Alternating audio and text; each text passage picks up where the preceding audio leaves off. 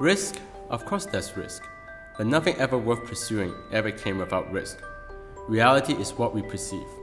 If you never try, you never know. And that's why I go all out. In 2007, I did my first Ironman. An Ironman is a triathlon. It's 3.8 kilometers of swimming, 180k of cycling, and then you finish off with a marathon, which is 42k. And I think they give you 17 hours to do it. And I spent 2 years to train. When I was 8, my family migrated from Hong Kong to Canada.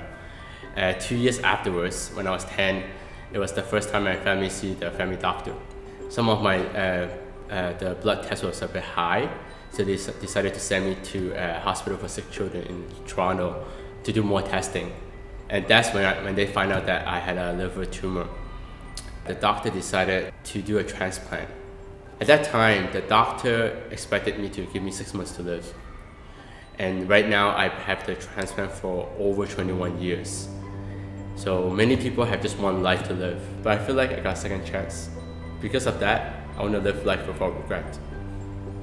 All started when I was about 17 years old.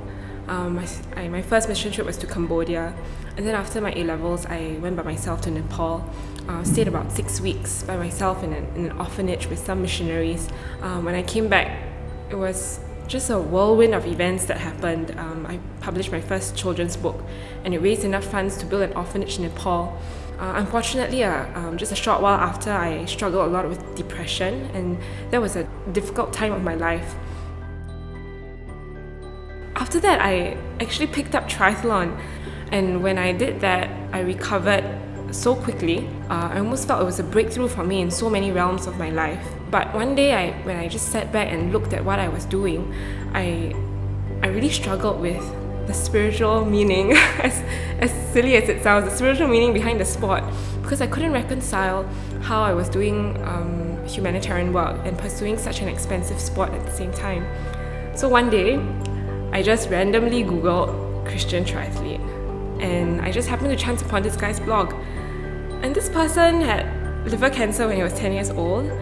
After that, had a liver transplant, and then went on to do an Ironman after that.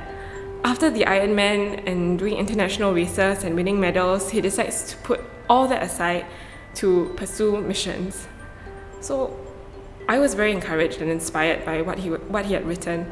So I just left a sentence on his blog. I said, "Your life is very inspiring," and that was that. Her comment has a link to her blog. So I went into her blog, and I was so surprised that she loves missions. She does triathlon. She does all those things. She published 2 books. She went on so many mission trips. When I first read about her, I know that if I don't pursue her, I will regret it. And the minute I realize I will regret it, then I know that she's the right one. Then I know that I need to go all out. And he started writing to me every day. I don't know what possessed me to continue writing. After 2 weeks, I just kind of told him, this has to stop. I mean, I assumed that someone like him, because he's so old, right, that he must have a family and kids and everything. And I don't know where this is leading to. And this online thing is just kind of getting out of hand. So I told him to stop. And about almost 11 months, almost to the year, I was going to Cambodia with a Christian organization from Canada. We were visiting orphanages and different kind of projects they are part of. And since Cambodia is very close to Singapore, I decided to just swing by. You know, my plan was just come here for the weekend, fly in Friday, visit Wai Jia, and then Monday I'll fly back out to Hong Kong and then back to Canada. And I'm like, no. I think that she thinks I'm crazy, but it doesn't matter. I honestly don't know what to make out of this person. In the first place, I don't know why he's writing to me so much. And number 2, I've never met him before. He could be some sex cyber stalker out there for all I know.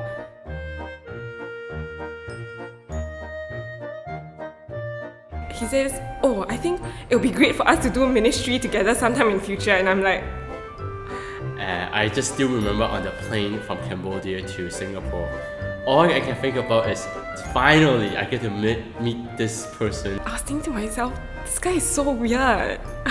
I don't think I was a bit nervous.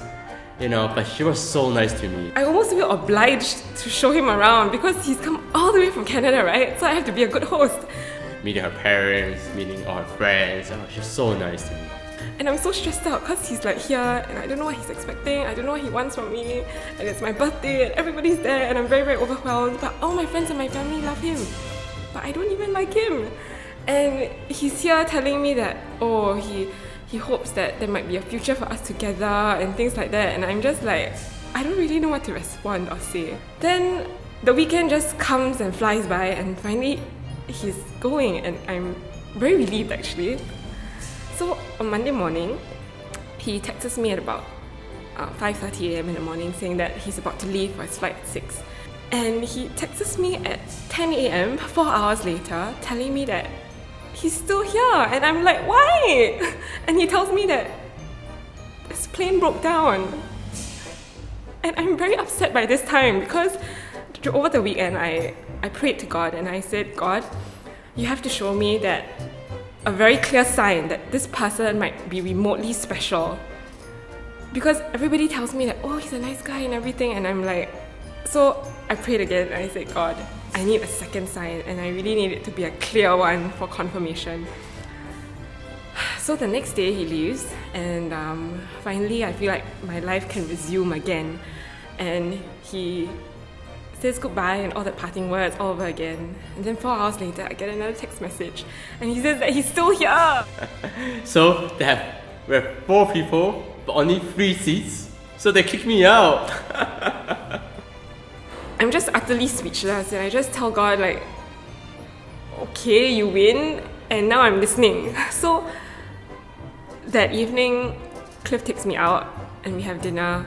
And on the way home, we actually meet Grandpa Zhou. And Grandpa Zhou is he's an elderly man who sits by the train station near my house and he plays the harmonica.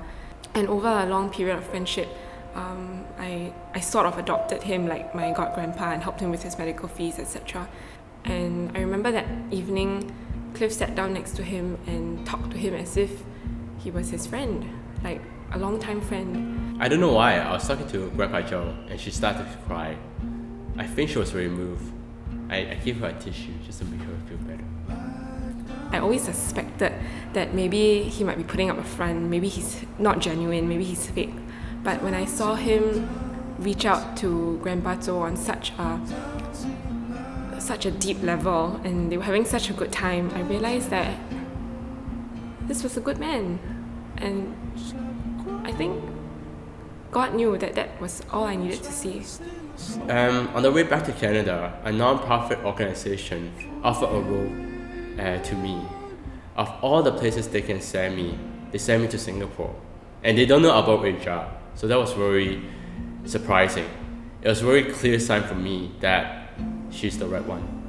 My liver markers, they do blood work to test my liver functions. It was very high, it was abnormal. And in the past 21 years of my liver transplant, I never had liver markers so high before. And when he told me about the medication that he was taking, which I knew, it was cyclosporin, and at the same time I was also studying for my final exams for medical school and studying all the 1001 side effects of immunosuppressants, etc. And I just thought to myself that maybe something bad is going to happen. To be honest, I thought that I was going to die. And I thought that, okay, this is it. We don't know how long a liver will last for someone on a liver transplant. I don't know how long I will live.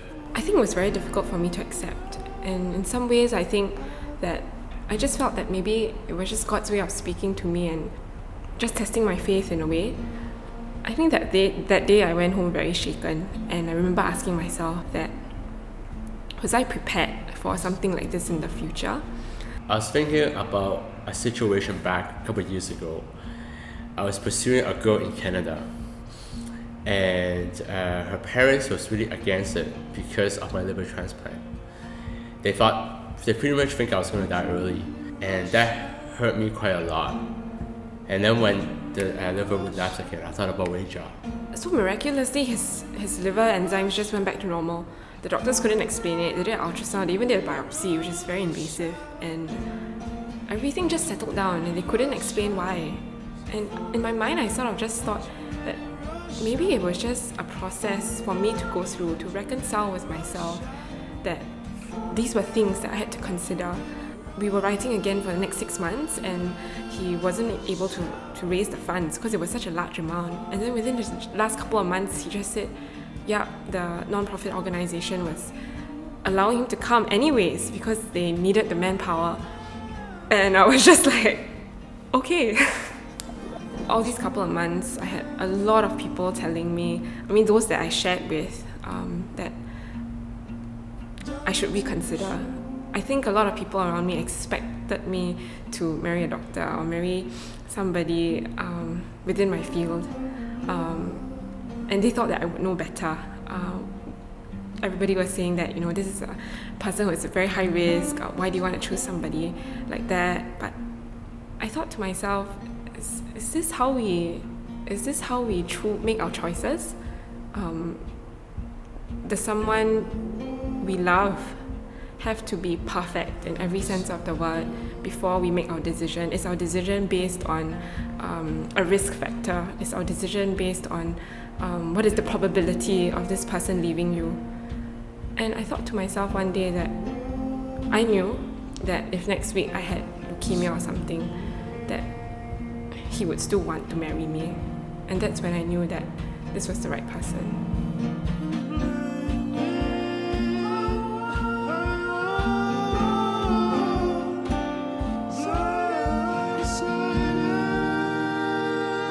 This has been a crazy journey. Yeah. I think it was 2 years ago almost that we started writing. And this is actually the beginning. It's actually not the end. It's not like, everything happened, but it's the beginning of our journey coming together. And I think we're going to have even more crazy journey than this. I still can't believe that I'm getting married to him.